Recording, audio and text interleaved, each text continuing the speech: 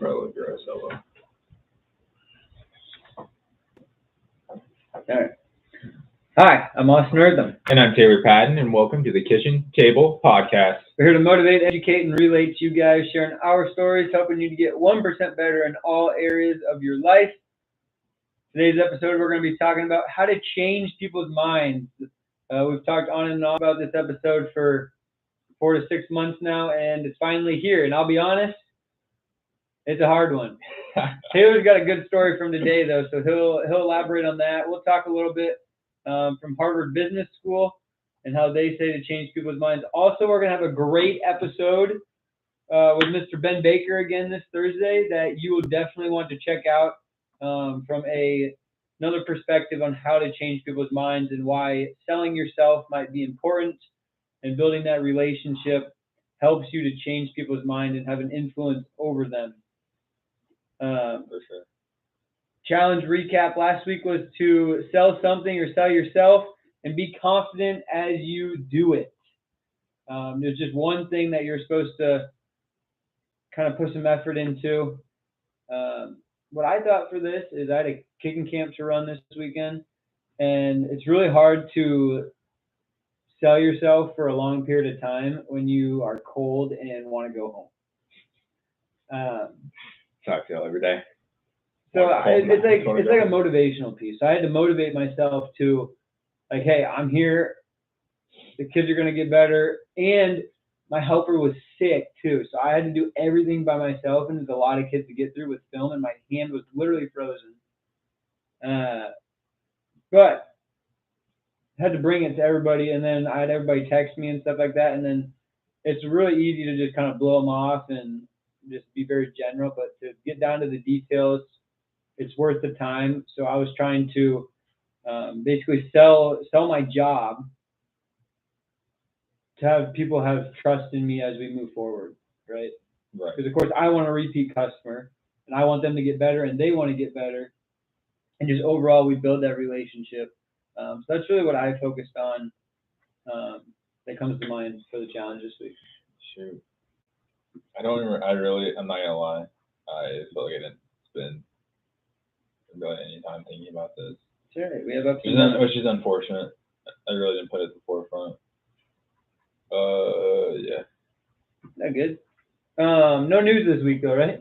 Mm-hmm. All right. Quote of the week here is going to be on the Instagram page. Make sure you guys check it out. It's a great quote, although I have no idea who wrote it. People change for 2 reasons. Either their mind was opened or their heart was broken. It's a good Motivation Monday right there. Right. Or Wisdom Wednesday. Either one. I'll say it one more time here. People change for 2 reasons. Either their mind was open or their heart was broken. Yeah. I think the second one happens a lot more than the first. I thought that same thing. And I think a lot of people's lives change because of a broken heart.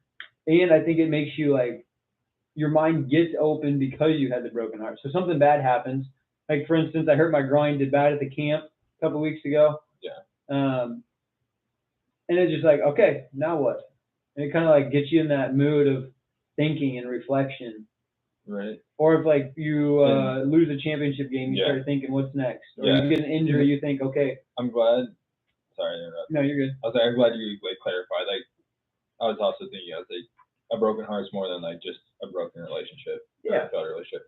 I was on the same page as you're talking to. Yeah. I just think when something bad happens to you and it drastically affects your everyday life. Yeah. Or your plan moving forward, then it's totally changes who you are. Think about an ACL tear. This is why I'm really interested in sports psychology moving forward here. How does an injury affect you when you're fully healed? Do you still think about it? Are you worried you're going to tear it again? How does it affect your livelihood right when it happens? Are you depressed? I mean, obviously you can't do what we take our health for granted, at least I do. And all of a sudden it's just gone.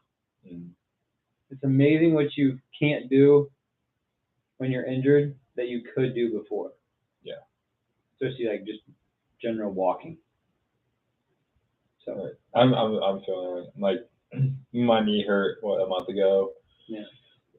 Excuse me. And then it felt better, and then now I don't even know what tweaked it this time. I don't know what happened, but it just feels back in that same spot where it just hurts. It would also be nice to have some sort of clarity in maybe why the heart was broken sometimes.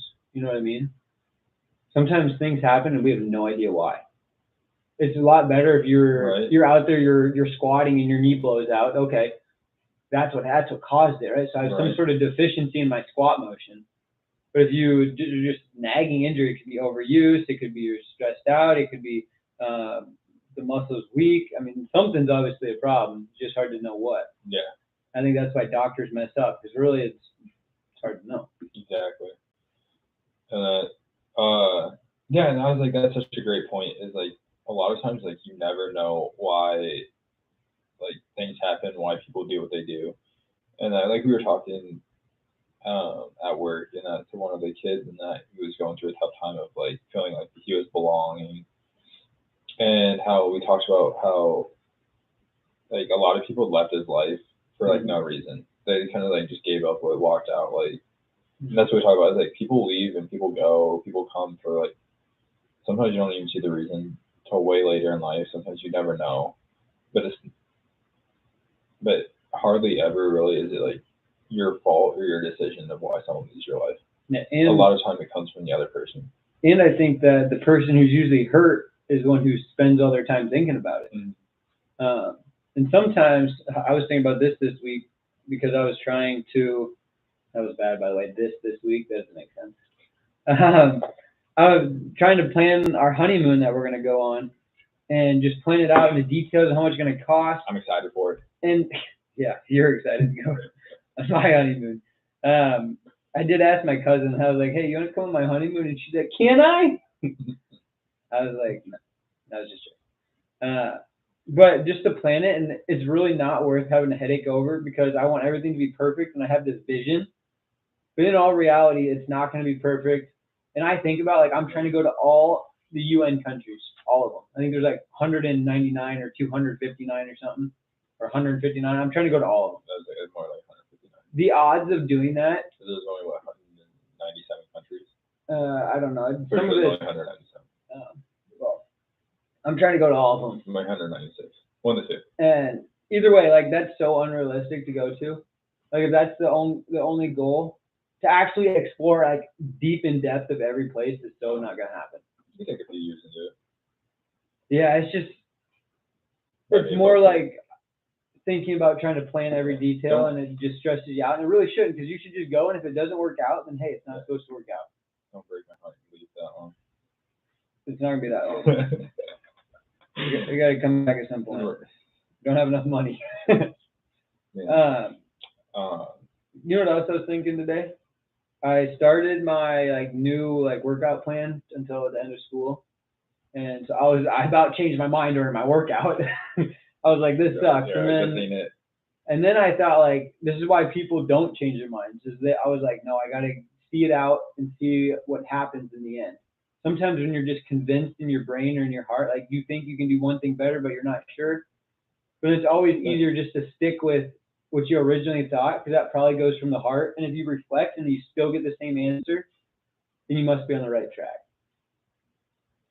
Right. Like, that's what gets me a lot. Like, a lot of kids I interact with always have negative thoughts or negative manifestations of, like, this is going to go bad, this is going to go wrong. They're going to discharge, and then they're already going to go back to the same lifestyle. They're going to make bad decisions. And that, instead of spending that time while they're in a rehabilitation center and actually getting their mind right, instead they already have that manifestation of they're just gonna mess up again. Yeah, let's talk a little bit about the manifestations here. But before we do that, let's go to an ad break, and then I want to hear your story with manifestation today, kind of. About Chicago. It's okay. All right. That's why I was going to talk about the working out thing, but then it doesn't matter. They know. All right, here we go. Yeah. Sorry, I was having a random thought. My toe got stepped on today. It's like black and blue. It's painful. Yeah. I'm struggling today. this weekend, I got punched and kicked in the face. Attaboy. I never told you that. I haven't seen you. I haven't I didn't tell seen you you. that. Yeah, I've been going through it. Maybe you should convince them that punching and kicking is not a good way to solve problems. Yeah, and then sometimes it is, but it was crazy.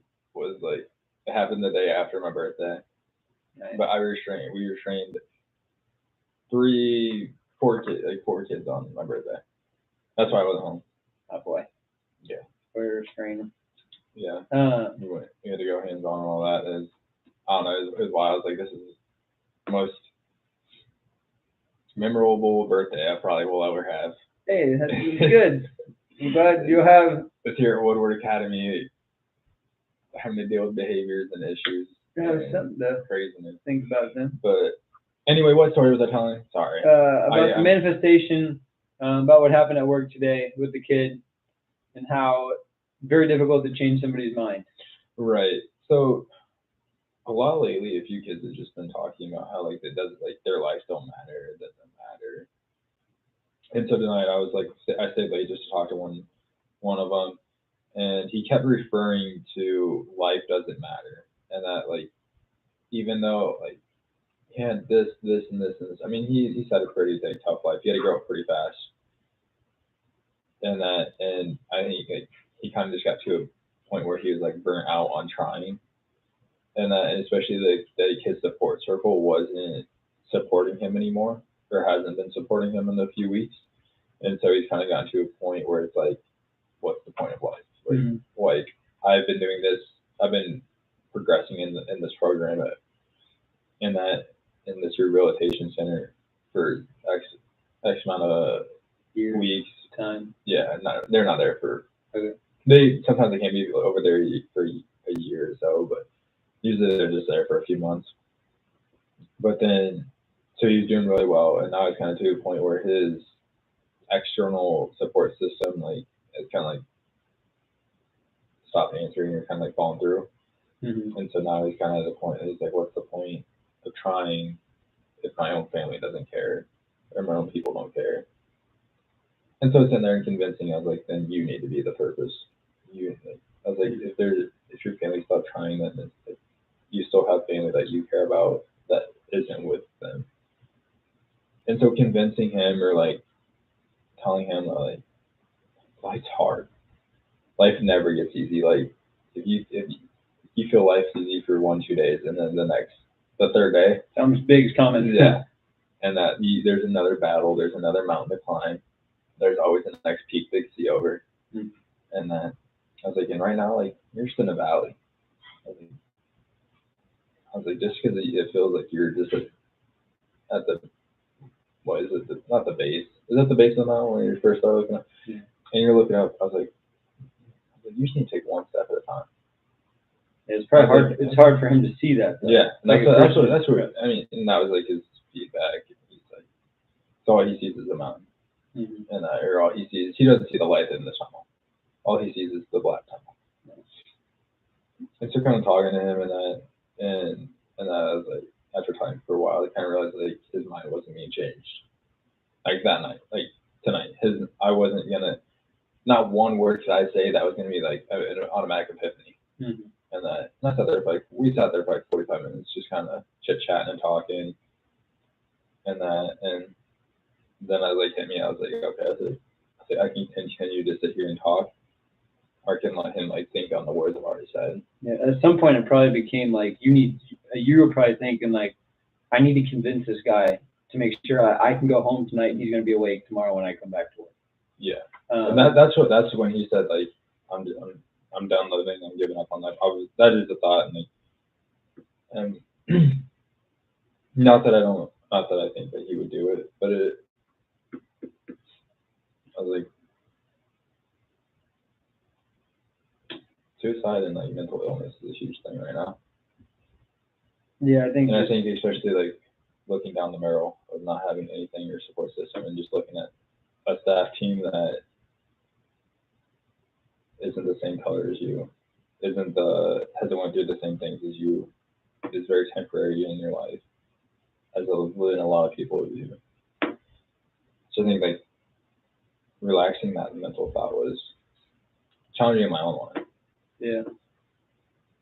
And I think some of the time, like in your perspective, you're probably losing confidence because you're like, why would he listen to me type of deal? So then it's hard for you to change your mind, like to get up and, I guess, put on the face of like the caretaker and be smiling and be like, hey, everything's gonna be okay, when you're like, shoot, like I can't guarantee. Yeah, anything that's gonna happen, or I don't even know if he's listening to me. Right. But hopefully, leading up to this, that you've built some sort of a relationship with him, and obviously, he might take more of your advice if you have a relationship.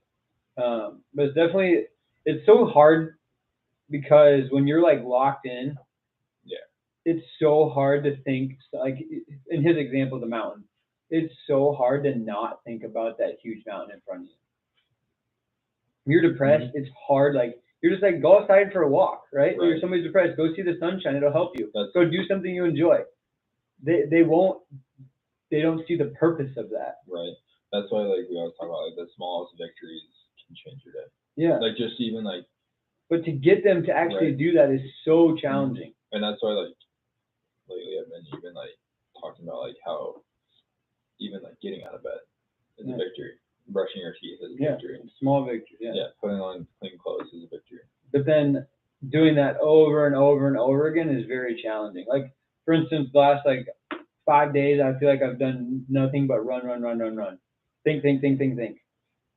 Spend money here, spend money there, and it's like, okay, I got tomorrow. I finally feel like I don't have as much to do, but I feel like at the end of this weekend, I will be like back to not having to do 1,800 things.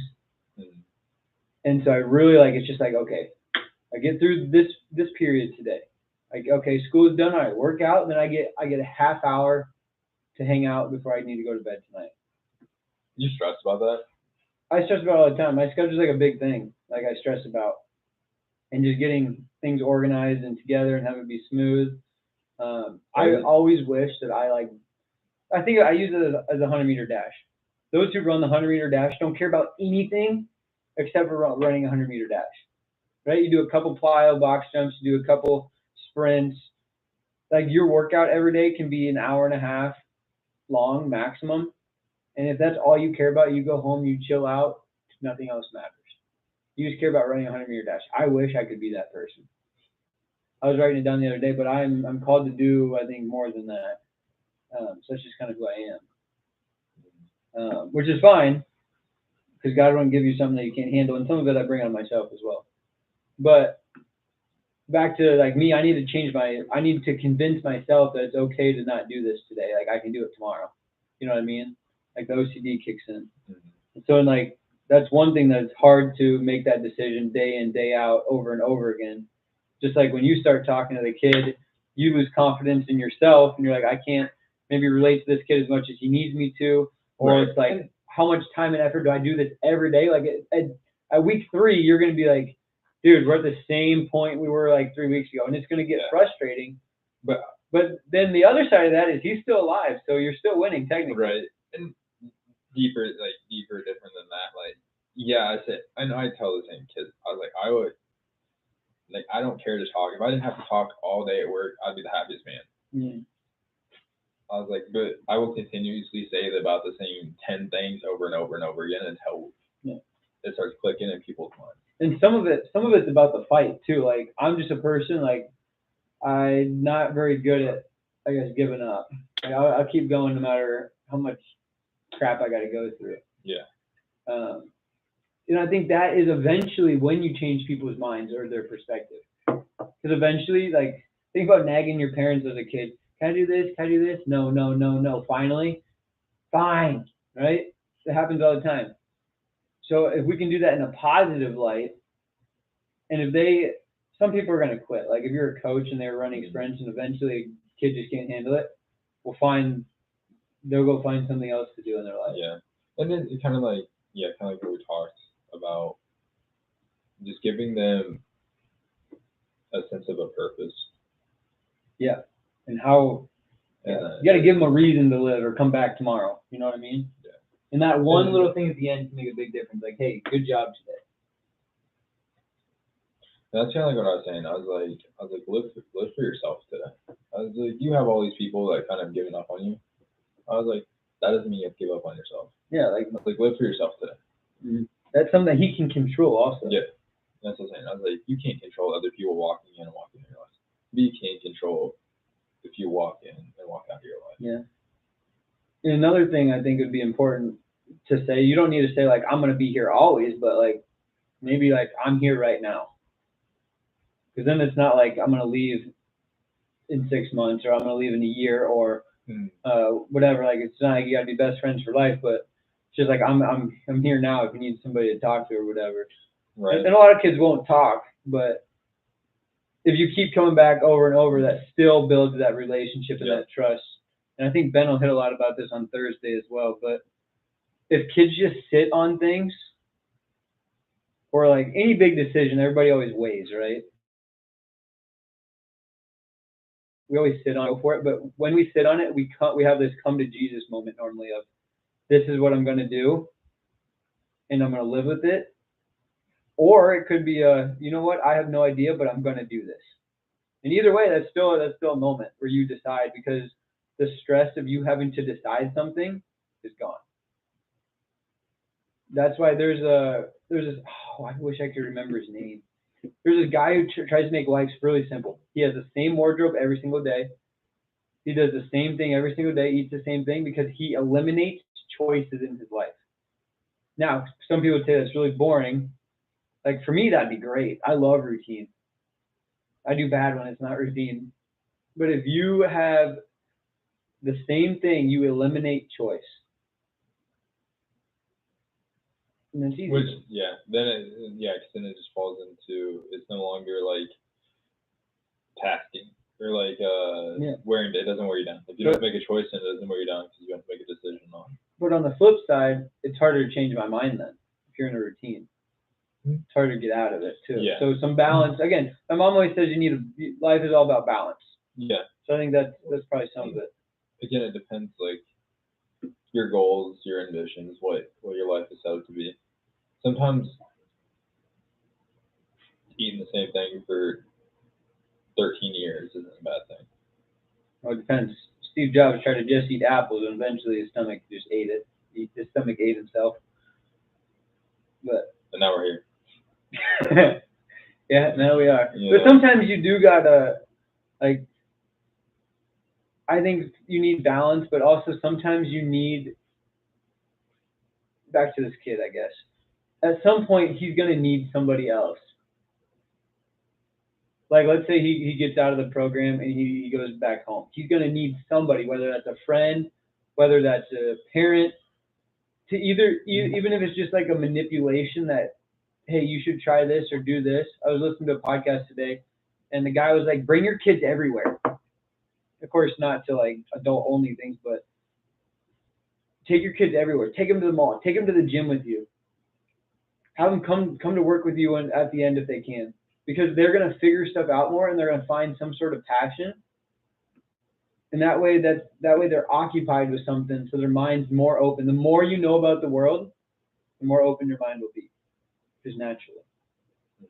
And then another thing is, again, I think everybody should go through some sort of mental training, because if you can always see the positives, like for instance, if I have a bad experience, it's still an experience. And that experience I can use to speak to thousands of people someday. And lastly, you know what? Nothing matters. We're all going to die someday. So in the end, who cares? Now, I don't think we should purposely try to end our lives. And we'll have my mom come on and talk more about like suicide and stuff like that, since she's like a mental health professional. And it's very hard for us to relate to that when we I feel like I am that some days. Suicidal. Yeah, but not, you're really not though. Sorry, I don't have a degree in it. Yeah. But it is. I just have learned skills. Yeah. And by experience, which I think is important. Yeah. But in the end, the kid needs to believe that he has some sort of purpose. And the The $1 million question of how to change people's minds is, how do you get them to believe? How do you get them to believe that they can win the game? How do you get them to believe that they have a purpose to wake up tomorrow? Maybe that's for their cup of coffee. I'd rather they be addicted to coffee than end their life, you know? Right. And again, that's another thing. We could go on about this forever. That's another thing. That's way better. That's still not a good thing, but it's way better than being dead. So your priorities or expectations change based on where they're at. Because life's always changing. Another thing I'm learning a lot about life and patience. Anyways, continue. Every day. Yeah. What were you said, oh, like you were going to say something. I was. I'll say it at the end. I'll say it off. Okay. It's just something for you. Oh, okay. Sorry, audience. So another thing is that I think from your situation that you did a good job is being some sort of an example. Also, you can relate to the kid, like a little bit. Like just say like you could be the victim or the like believe in yourself and move forward, you know? Yeah, no, I can, but I didn't grow up in tech. I didn't grow up in the hood. I didn't grow up in the ghetto. I was like, oh yeah, like we know so much about me, don't we? But going back to him, I was like, it's very like how we talk. It's always very challenging to change someone's mind who is very set on the same circumstances they've lived through. Mm-hmm. And that kind of like when you first like I learned how to cook and you touch the stove and it's hot. Yeah. You don't touch the stove. Yeah. And that, so I think that's the mindset he's in. It's very closed off, and that because he's been burned by so many people in his life, that when it comes to talking or communicating or changing a perspective. Yeah, because it became a pattern. It's like people who we try to invite to the church, right? They have a bad experience with whatever religion, then the stereotype for all that instead of just knowing that it's a bad apple, right? Yeah. I think also a lot of things, like people's minds change when experiences or things happen to them. Yeah, oh, totally. And then when... Like if it's good or bad, like I was looking up to do a couple of things on our honeymoon, and I was looking at the Google like reviews. Yeah. And it's so obvious, like they know nothing about these people except for the 4 hours they might have spent with them doing whatever it is, and they're like, I'm never doing it again. Like, okay, if you didn't have to pay to do this, would you give them another shot? Then it's a totally different story. If they still said no, then something must have really went wrong. But it's like we judge everybody based off of like the first impression or whatever experience we have with them. Yeah. Sometimes that's... So how do we be more open to giving them a second chance or thinking about it? Of course, it's easy to do when you're not like deep, like this kid is deep into his hardship. It's a great question. Yeah, I mean, I don't really know how to answer because this is why changing people's minds so difficult. Yeah. There's so many like layers to it. Yeah. And then I think you have to be empathetic in every situation. You have to be able to see perspectives from multiple situations. You do. I don't think you have to live it, but you have to be passionate about your empathy. Yeah, and be able. You don't necessarily even have to understand it, but just knowing it's there already puts you in a completely different ballgame. Yeah, and I mean, if you're being empathetic, you're in their shoes, right? You're feeling with them. Yeah. So I think you need to, like, I'm very good at visualizing. So I would try, like, when you said the guy, he grew up in the hood, his family doesn't have this, like, I have a vision of that instantly. And like, I haven't felt sad or mentally distressed or like mentally depressed in a long time. So like, but just hearing like the pain and like the suffering in his voice, just like you can feel like the depression, the struggle, just like kind of like, I don't want to say oozing, but kind of just like moving through his body. So then it's even a different level of when it's just a mindset to when it's like a whole like state of mind. Like you know what I'm saying? Yeah. Like mindset can change. Being, state of mind being, state of mind. Where like a that's mindset is just like it's like a surface, kind of like surface I would say level, a surface level, but surface level. Yeah, and it changes. But like a state of being. Yeah, that's who you are. That's who you are. Yeah. And I feel like it's kind of been building. Well, I wonder. So like a lot of times, like people use some sort of aggression, or they need to get theirs out of their system. You know, I wonder if you would take him to work out with you there. I don't know how old this kid is, but maybe he could do some, like maybe he could like move some weight around, and that would help. And then now the first week, he's not gonna want to do it, right? Yeah. But eventually, if you can find a way to like say, hey, you're pretty good at this, even if he's not, but to convince him he is, like it's kind of like the manipulation thing I was talking about. But you're believing in it, and you're kind of obviously you're leading by example. You're selling yourself, trying to build a relationship. Right. After the habit's made in 28 days, exactly, it might be better. Yeah. And that might be the one thing, even if he hates it. Sorry, a little story here. Like when I first went to UNI, I knew like 3 total people, and I didn't really care to hang out with them. So I was like super lonely. I hated my roommates. I was kind of like at the edge of campus. My classes were so easy. All I would do is like, I wasn't on the football team yet, so I'd work out on my own, and I'd watch TV for 4 or 5 hours a night, and that's it. So I was like depressed. Like I'd go on walks, and I would literally get up early just to work out, so I had something to do. So like my day, I look forward to the simplest things. So if that's one thing that he looks forward to, even if it's just because it's something to do or it's somebody who's by him, right, that makes a huge difference. Huge difference instead of him being isolated by himself. Yeah. Manipulate the narrative. Yeah, a little bit. As in the real politics world does. Yeah, so true. And I've learned like when so you that's can manipulate a narrative. Yeah. But that's on a day-to-day basis, and which you can definitely. Got a lot of power. Yeah, you manipulate people's minds into change. Yeah. Which is wild to say, but holy smokes. Because you get enough people to believe it, next thing you know, everybody's following suit, you know? That's why the world's, it's in the end, it's because we're all human. Like, that's the easiest way to put it. We're all human. Yeah. Our brains are so complex, but so simple. What is it called? What's the word called when you fall for something? You're gullible. Yeah. A lot of gullible people out there. Even though it's not written on the ceiling. A lot of people believe that anything they read, see, hear, just once. They'll be like, yep, that's fact, that's true. Yeah. And then they read something opposite, and like, I didn't read that one first, so it can't be right. Yeah, one of the best. Holy smokes. It's so true. Whatever you see first, you're going with. Yeah. That's why, like, even like advertisements, whatever's at the top of Google, either they paid for it or it's been clicked on the most or something. So people usually choose that. It's ridiculous. But yeah, when you can get them to believe, and then you can while manipulating the narrative. Yeah. But I think, again, with manipulating the narrative, politics, I would say, is usually for the negative.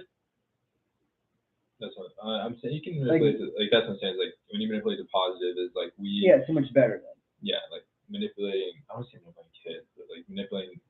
What's like being a leader? Because at Woodward, and that because at first like kids will do things for the wrong reasons, as they'll do things for rewards. And then you got to get them into doing things for themselves, and then getting to do things just because it's the right thing to do. Yeah, it's a process. We've kind of hit on everything. Is good. Like changing somebody's mind is a process. It's not going to happen on day 1. It might not happen on day 20. It might be 5 years, and it still will happen, right? Right. Like for instance, my fiance was not part of any religious organization, and I was like, I'm going to change that.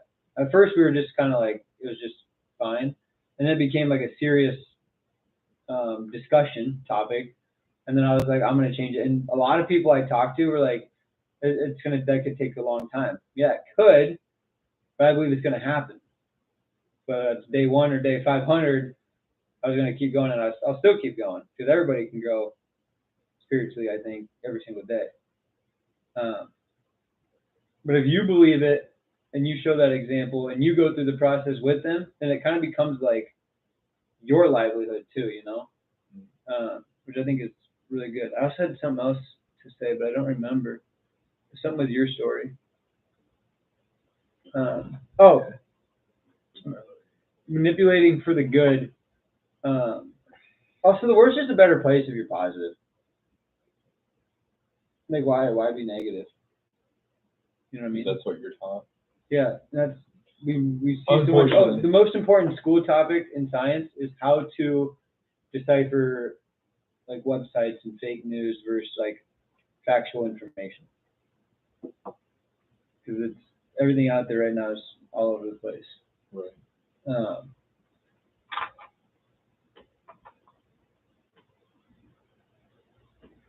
All right, do we want to look at what the experts at Harvard want to tell us about? I think I'm smarter than the experts at Harvard. Yeah, me too. I do dislike how, that's bad wordage again, I dislike how people think going to Harvard is just better, or going to this school is better than that school. You know what? Every school is good in its own way, and it is what it is, okay? Right, it's the precedent. Yeah. That's the same. All right, so the first one is called I understand Harvard now. We got some big stuff coming in here. First one says the cognitive conversation. Okay, so it requires two things: good arguments and a good presentation of that argument. If you can argue from both sides, yes, your argument automatically is better. It's way better. Yes, 100%. And way more controllable. Yeah. The outcome's way more controllable of changing. You also can't assume that that person will see both sides of the argument as well. Because if you're talking to it, it's just like talking to a brick wall. Like they can't relate to it, so they have no idea. That's what they say the catch might be. Yeah, that's what I'm saying. But if you can argue from both sides, yes, it helps. You can pull people in because you start from one side and then. Yes, I definitely agree. The second one is the champion conversation. The champion conversation is when the cognitive one doesn't really work. So basically, you're not gonna like jump in and try to convince like your argument and be like, "Hey, this is why I'm right, and this is why this is better." So you kind of take the laissez-faire. I was about to say that. I was like, type of deal. I was like, I will help kids, but I'll never force the kids. So like, yes, you're like understanding their change your mind. Like that's on them. I'll lead the way, but yeah, I'm not gonna like you leave the horse to water, but I'm not gonna force you to drink. Yeah, and it's like understanding their situation and then jumping in based on where it's like meeting people where they're at too. Mm-hmm. And then obviously, yeah, the decisions right on the end. But also, I think sports I love how it's called the champions conversation, because in sports, it's like the process is so obvious in lifting. Like you go up to it, or you think of like March Madness is just finishing up, and how much better teams are now than they were in December. Like it's just a big process. And the progress that they made, and the chemistry and the time they've spent together, it all builds. Like over time, they're starting to believe in themselves a little bit more. It's like being, that's what I was gonna say. It's literally being a true leader. Because you're getting somebody to be somebody better than they even thought they could. That's like the champion conversation, or even changing people's minds. Right. Also goes with like it's the same way in life. Like feel like sometimes the older you get, the more you understand the higher your level is. Like, yeah, and I think you have obviously the higher level cognitively you are, the more deeper you can maybe decipher like what might be the best decision for you, or discernment would be a good word. The catch on this one was just like you said, that sometimes you can't make the decision for them, and they might not make the one that you want them to make. Yeah. Which is. And that's just something you got to be okay with. Not my monkey, not my circus. Yeah. Yeah, and you got to have your own health, we'll say, before you can have help others and have theirs. If something doesn't go right, then it is what it is. In the end, it really doesn't affect your life if somebody else's life changes directly. You know what I mean? Hard example, but next one is the credible colleague approach. Okay, So, for example, a colleague might try to disagree with you on the need to run a necessary clinical trial for a new product because they believe the clinical trial might be harmful in some way or to counter their values or oppose ideas. It shows evidence that the benefits outweigh the harm. So it's kind of like reverse psychology. A little bit. I really don't like that one. I feel like that's a little sketchy one. But one thing I do like though is like, let's say you talk to the kid or whatever, and then you bring me in or you bring my mom in. My mom would be way better. Bring my mom in and she talks to him. Next thing you know, if you get other credible sources, it always looks better, right? If I see 70 reviews for this company and they've all been 5 stars, it's probably decent. Because not 70 random people aren't going to fake it, you know? That's why I would like when other people, the other staff, walk through our dorm, and that is like a breath of fresh air for the kids, and that seeing my ugly face every day sometimes gets annoying to these kids. Yeah. And so seeing a different person in that. But on the flip side, if somebody new comes in and they have a bad experience, then you just derailed everything. Like they were saying with the product, like they purposely bring in a bad one to show the good. Like that, sometimes I don't like that because that's risk in my opinion. Sometimes you got to risk it for the biscuit, but I don't know. I feel like there's better ways to do that. That's how to actually change somebody's mind by Harvard Business School. Which we kind of talked about a lot of them. We just didn't have the, I guess, the scientific words. But that's why I'm going to grad school, folks. I'm going to learn all about those words. I'm going to let you know. I still am smarter enough to go to Harvard. I could get school they want if they put enough time and effort into it. I'm going to Harvard. I was thinking about this the other day. It was actually with my car because my backup camera wasn't working for some reason. And I was like, how the heck? I was like, this is dumb. I'm not taking this in for a stupid little camera. Like, I can fix this. So I looked it up, and I was like, everything seems so confusing in life until you actually spend time on it. Then it's not that hard. Harvard seems so hard once you get in class and you're doing, let's say, chemistry. Chemistry is still chemistry. Just make problems harder, easier. So once you find the basics, then you can move on, just like math. Once you get the formula, it's easy. So I believe anybody can do anything if you put enough time and effort and figure it out. I'm going to the moon tomorrow on Tesla. Maybe not tomorrow. Might be a while. But anyway, that's just kind of the thoughts I have there. Mm-hmm. That's pretty much all my closing. So you got anything? Yeah, that's all I got. I don't know. It's definitely an interesting topic. Yeah, definitely a tough topic. Yeah. Because, again, everybody's a little bit different, and it takes a lot of time and effort. So if anybody's got any ways to change people's minds for the positive, not just manipulating to get what you want. Yeah, they can't really. I was like, there's a difference between positively influencing someone for changing their mind and trying to convince them to do drugs. Yeah. Oh, that too. We have 2 different examples. Yeah, forcing them, and then also convincing them to peer pressure into doing. That's peer pressure. That's not changing their mind. There's a difference. We should have talked about that. Maybe not. You guys all get that, right? Cool.